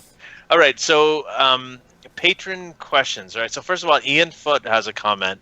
He said, "I think the younger side of the right is significantly more accepting of LGBT than the older side." So young conservatives, you're right. Like they've got the log cabin Republicans. A lot of these sort of the Milo Yiannopoulos. Everybody was really. A lot of young conservatives who riled up a lot of them. Trans is the new gay rights movement. Yeah. So that battle was lost. Everybody is accepting of gays now. So now they are moving to the next frontier. And I got to say one thing here. So eventually what happens is that younger conservatives pretty much always accept the changes that the older liberals fought for. Somehow it always happens. It happened with women. It happened with civil rights. I mean, even though both Democrats, the conservatives and liberals both had issues with it. Well, not conservatives and liberals. Well, by the way, Democrats and Republicans. And then now with gay rights, it's much more accepted in the young Republicans, the future conservative parties around the world. And but now the trans thing is the next one. But yeah, I just have to correct myself because somebody's going to pick up on this and really going to hate on me. No, not everybody is accepting of gays. I realize that. I was just exaggerating. I'm just saying there's been made a lot of progress on that front. Of course, homophobia is even in the West is still a huge problem. And still we need to fight on that. We need to still do a lot. Did you hear about those two women on the tube? Exactly. But it isn't the fight that it used to be. Yes. Same with feminism, isn't it? I mean, like, I don't know. Feminism's gone a bit crazy. I mean, for me personally, I don't know but it's still. It's from a genuine need. Still, I am underestimated all the time. People look at me, they don't see a guitar player. They don't. I walk into all my gigs and I'm patronized by the sound man about whether or not I'll be able to operate my own bloody equipment because there's like but am I out on the streets fighting for fundamental, well, actually they're doing their best, aren't they, with the abortion and everything, but it's I totally agree that gay, we still have to fight these fights for underrepresented, but I feel like the ex-Muslim movement is the next. I think that is gonna. It has to break open, and people need to. I mean, I don't understand. Well, yes, because of where I came from, but I seem really hip to this issue, and I keep trying to tell everybody else you don't understand. A revolution is coming. I hope. I hope so. Well, you should be our spokesperson. This is great. Yeah, I think in the ex-Muslim community, especially the free thinkers from the Muslim world, the women and the LGBT members of this community are going to be absolutely forefront, and I think this should be too. I think that's going to help a lot. It's a little identity politics, I know, but whatever. But as you said in a previous podcast I was just listening to, identity politics comes from truth, doesn't it? It comes from that. It's kind of what I'm saying. I don't want to go down that route, but when we're at a point where we know that if you don't get sunlight on your skin, you will get vitamin D deficiency, and you could get rickets. And rickets is actually resurging in England amongst when it gets to a point where there's like a fundamental, like, this is infringing on a human right and a basic need or whatever that's going to inflict suffering. You just something's got to be said. Like, and that I come from that as not even as an atheist, just as a person that supports women's health. Don't wrap women up so that their skin can't see any sunlight. I don't care what the reason is, you know. But identity politics is not always wrong. Identity politics is wrong when you ask for privileges because of your identity. Identity politics is not wrong when you're telling people that exceptional privileges. Just one second. Yeah.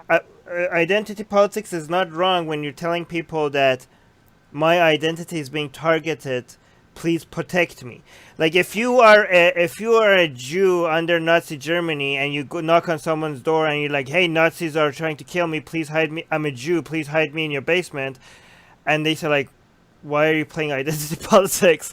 I don't care. I don't care. I don't care. You're a Jew. Who? Of course, it matters at that point that you're a Jew. Okay." So well, and I just pulled the card, didn't I? I'm a female guitar player. I've got like my, you know, it all comes from actual Sophia, truth. The identity politics is all around. It's on both sides. You've got one side screaming about European heritage and Judeo-Christian this and that, and on the other side, they're all all obsessed with it. They're all denying it. If I'm on a helicopter and I'm landing in ISIS territory and I have only one spot left, right? And there's two people come to the helicopter. I have one spot left, and one of them is a Sunni man, and the other one is a Yazidi woman. I'm going to let the Yazidi woman in.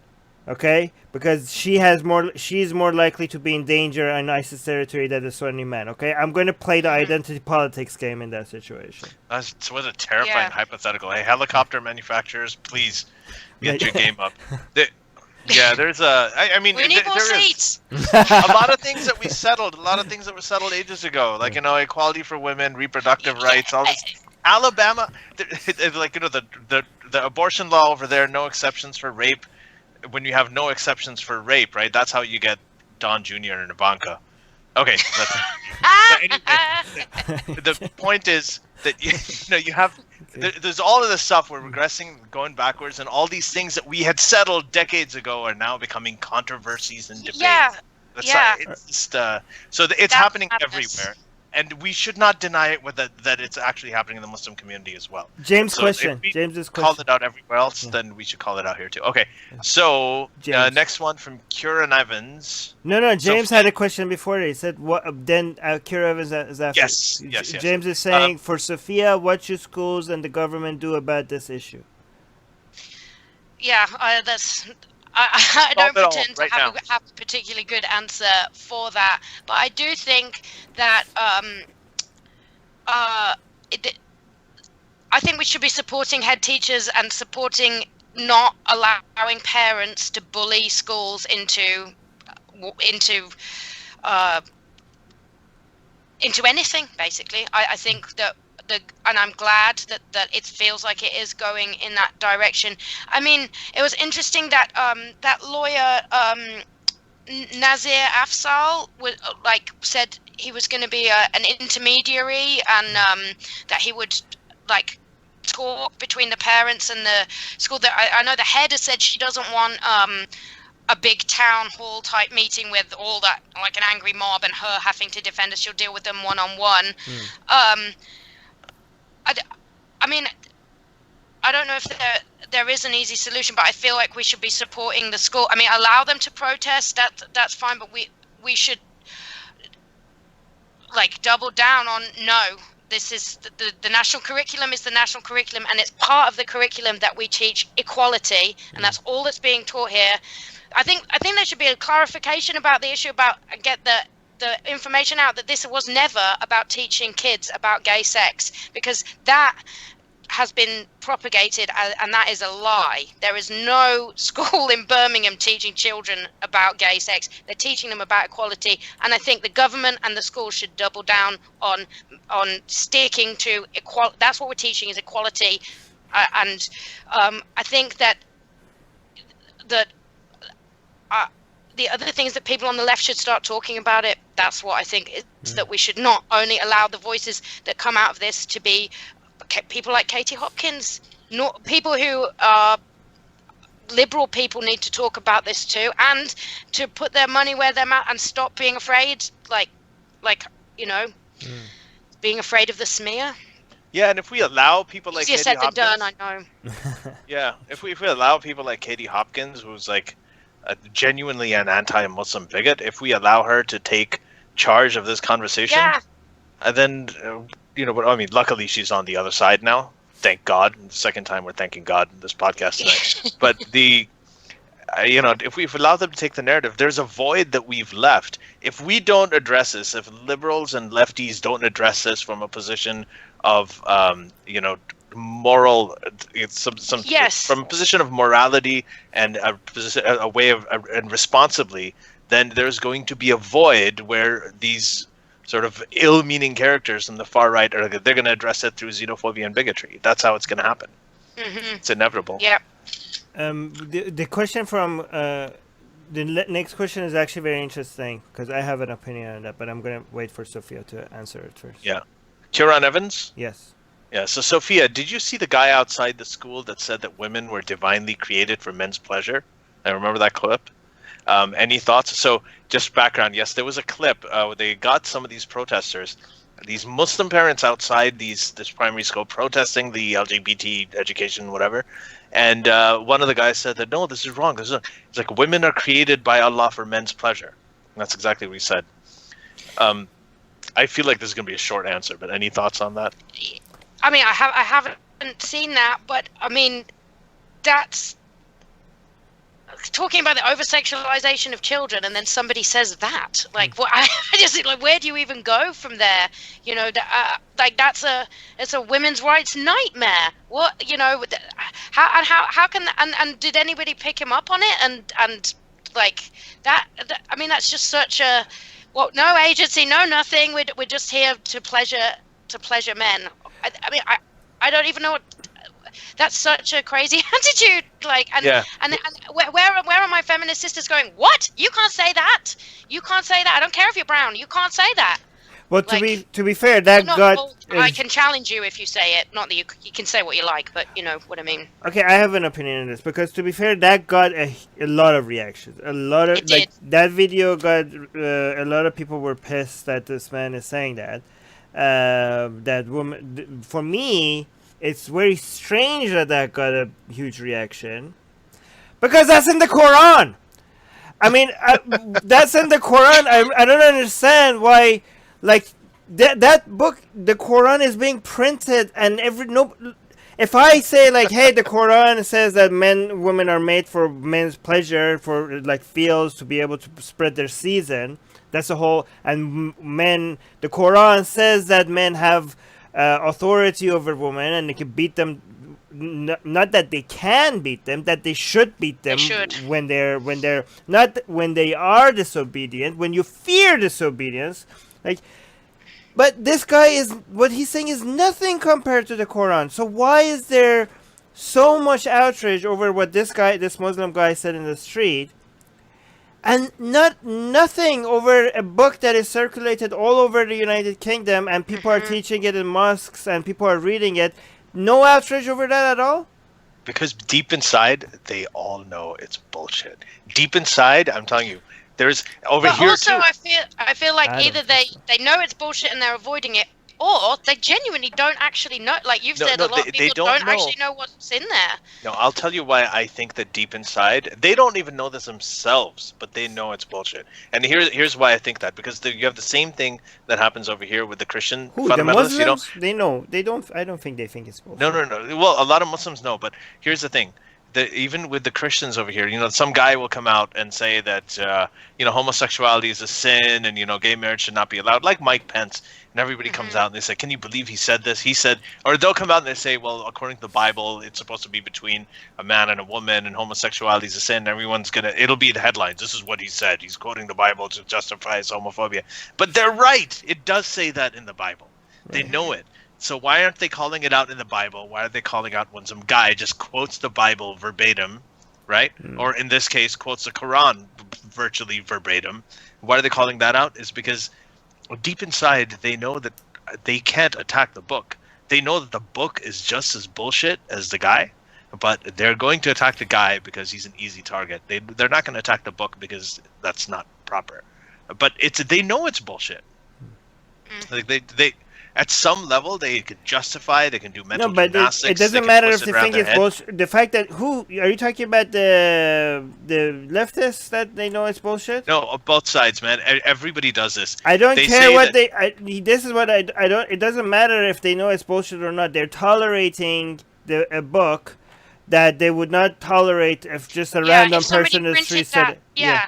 Yeah. Exactly what I'm saying. That's exactly now, my point. Right. You can't say that. Oh my god! And then it's just I mean, these books are full of absolutely the worst. Like, never mind as a guide to morality. Like, the stuff that's in these books is just about the worst advice you could have slaves. Right. Like, I don't know. Islam, it's just terrible. The Quran and the Hadith would not be able to survive 1% of the left's cancel culture on deplatforming and censorship, the censorship that they want.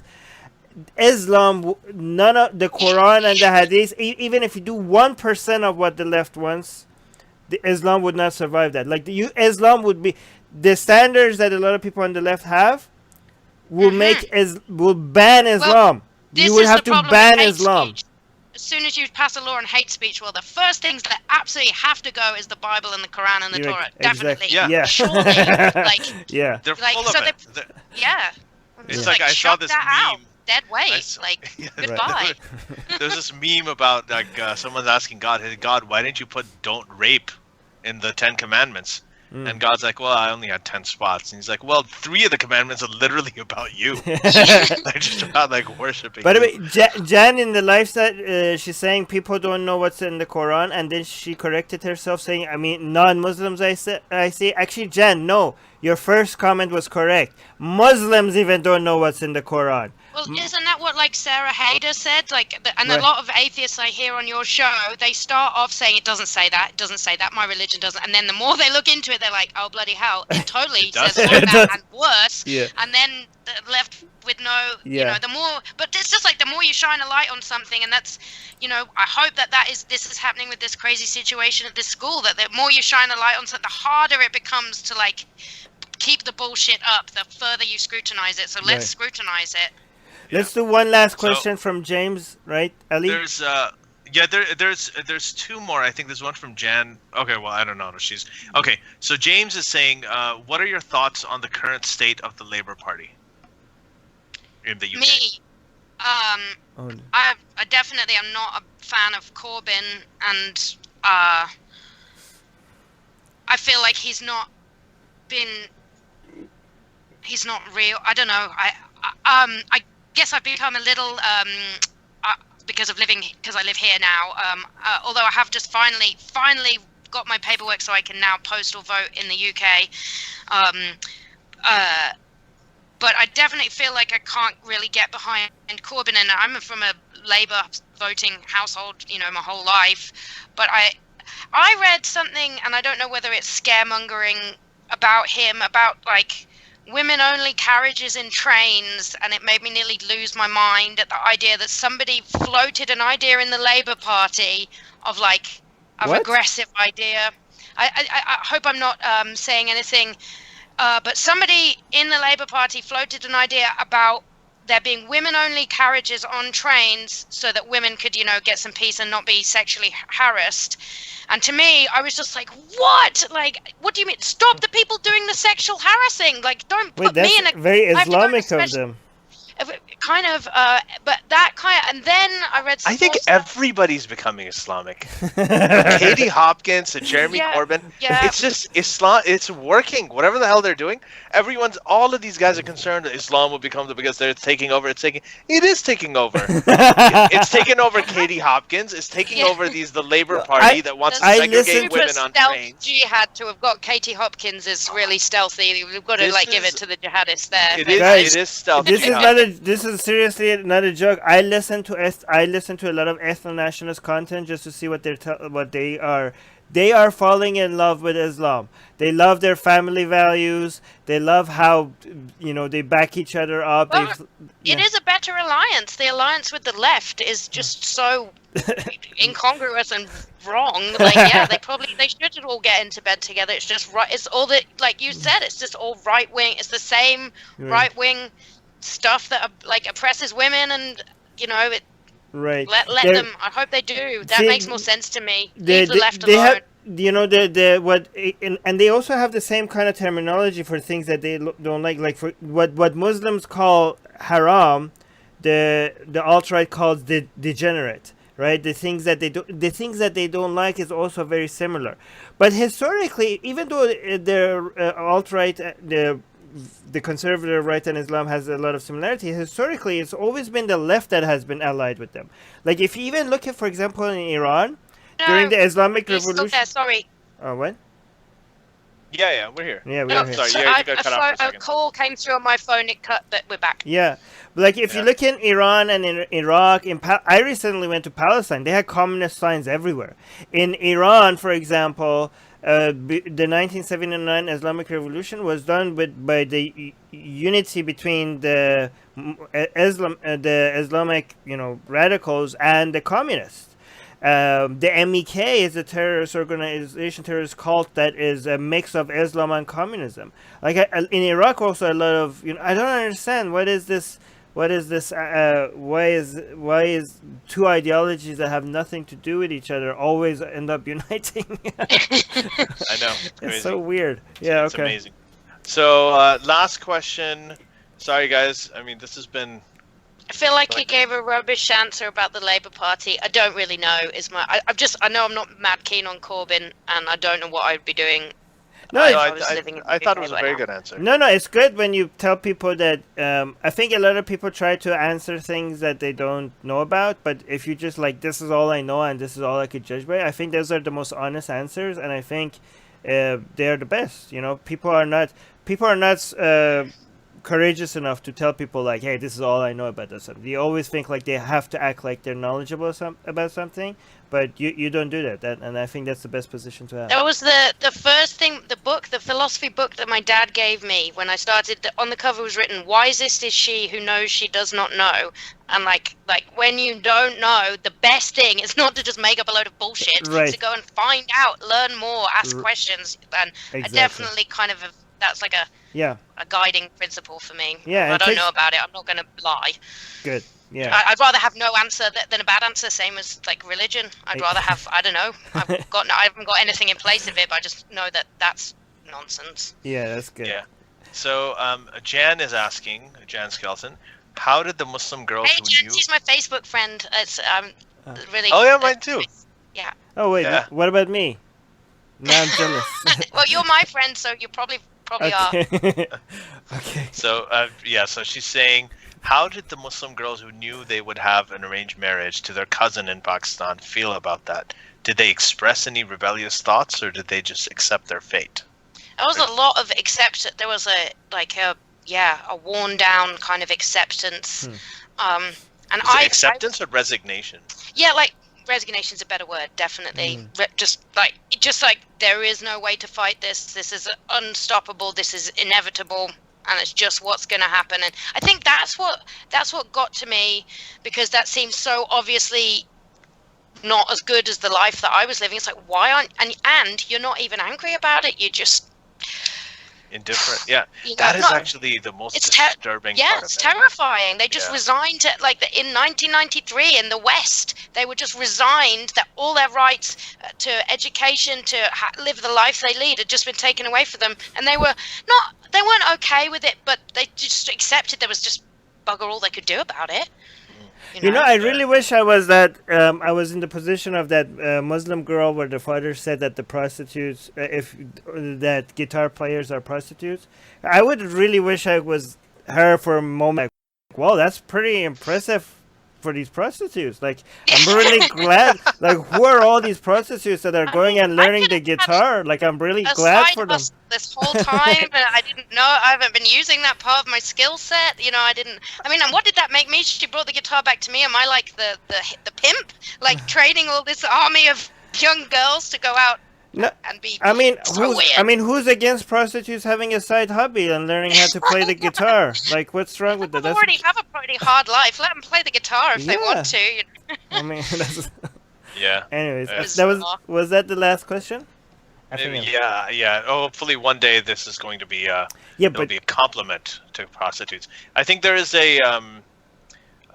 another. No, I think that's it. So yeah, everything's good. Sophia, by the way, I did hear some of your music. You're a very, very good guitar player. Oh, so, thank you very much. Yeah, if I ever need guitar lessons for my daughter, and I'm definitely not good enough yet. I'm 44 to I do teach Skype guitar lessons. I will do Skype guitar lessons. Yeah. That's fantastic. Oh, where can people find you? And now I have this fancy new headset, so I can.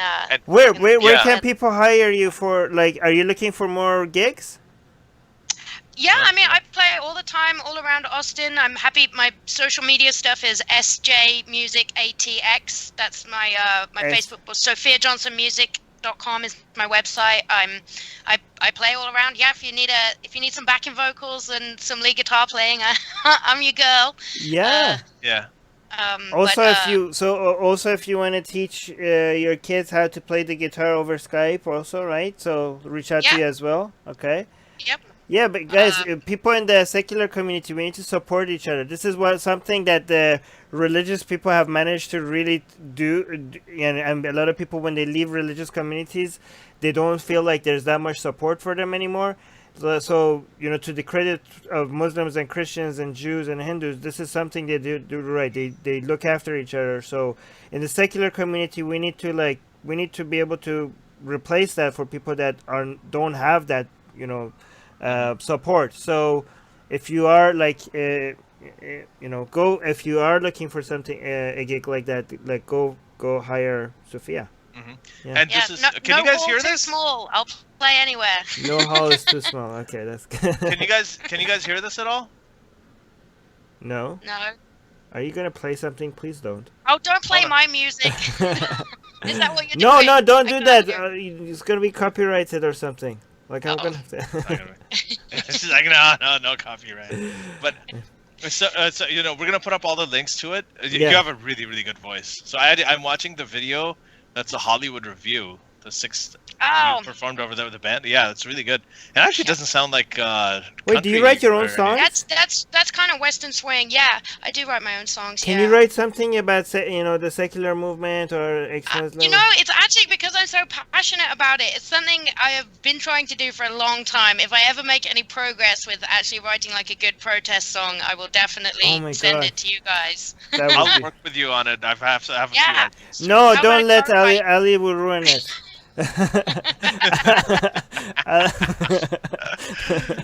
No, okay. So anyway, Sophia, it's been a pleasure, and thank you. I think you're a very good speaker. When you speak out passionately, it's very powerful.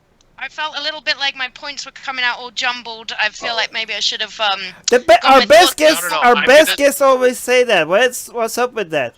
All of our best guests keep we had if they come after and I think I didn't come through, the ones that we enjoyed the most. No, you were amazing. This was great. Your passion just shows, and it's just wonderful. And we haven't had this in this context, all of the elements to this, not just the LGBT protest, the Muslim homophobia, how to deal with that, the lefty righty thing, the regressive left thing, the differences between the communities, all of these topics. How do white atheists discuss this? All of these topics are so relevant. We haven't really had a show where we discussed all of that with somebody who's been in your position with your experiences. Right. So, I mean, I think that this was a very, very important episode. Jen, thank you. Yeah, go on. Mm-hmm. Oh, that was it. Just thank you. Thank you for having me. Jen is saying thanks. Jen is saying thanks, guys, and Sophia, you are fantastic, and thanks for speaking out. Thank you, Jan. Kira Kieran Evans is saying, yeah, thanks, Sophia. Hopeful, hugely enjoyable discussion. Mike is saying, thank you, live long and prosper. And Shantaram is saying, thank you, Sophia, so informative. Thank you so much. no. I'm definitely, as a first foray into actually doing, speaking about this. Oh, look, Ali's getting a guitar out now. Oh, my goodness, what were you in for? Okay, we're done, guys. Let's go. Oh no. No, I saw that Telecaster hanging on your wall in the back, so I was gonna show you this one. It's a little dusty. Oh. Nice. There you go. That's a Telecaster. It's not a racist question. Is it an American one? Yeah, it's made in the USA. Yeah, that's a good. Yeah. That's a good one. Trump would love this. Wait, is that an there you go. anti-British racist comment? Huh? Is that anti-British thing to say like? Well, they're made in different places, and the Mexican ones and the Korean ones. Everybody wants an American-made one. Okay. It probably is racist, isn't it? There we go. No, it's not. I was just kidding. Of course, it's better if it's American. No, this is American made. Right. This is Yeah. American made. And it was expensive too, like really, really expensive. Right. So I actually rented this thing, and then I just rented it for a couple of months to record an EP. And then after that, I liked it so much, I didn't want to give it back, so I just went out and I bought it out.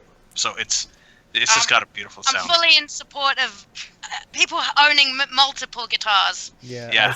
By the way, I for love the it. people that are listening and not watching this, she has a lot of guitars in the background. And if you're not, if you're listening to this, it's because you're not a patron. Because if you're a patron, you will be watching this. So please become a patron. A link is in the description, and join us live or watch. Smooth. That was real smooth. Very smooth. Yeah, so our patrons Yes. get to access the video discussions instead of just the audio, right? So huge incentive. Yeah. But some people are just patrons just because they want to support the show. They don't care what version they get. So thank you to that as Yeah, well. I'm a patron and I listen a lot in my car. So I'm not watching. But I've been a patron for a while now. You should do it. Everyone, go do it. Support the good work that's being done here.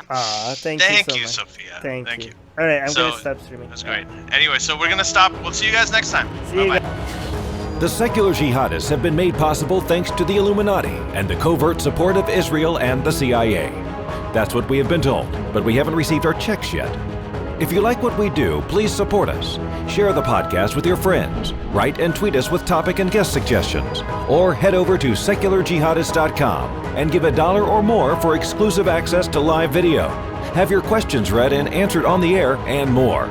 Till next time, may the flying spaghetti monster be with you.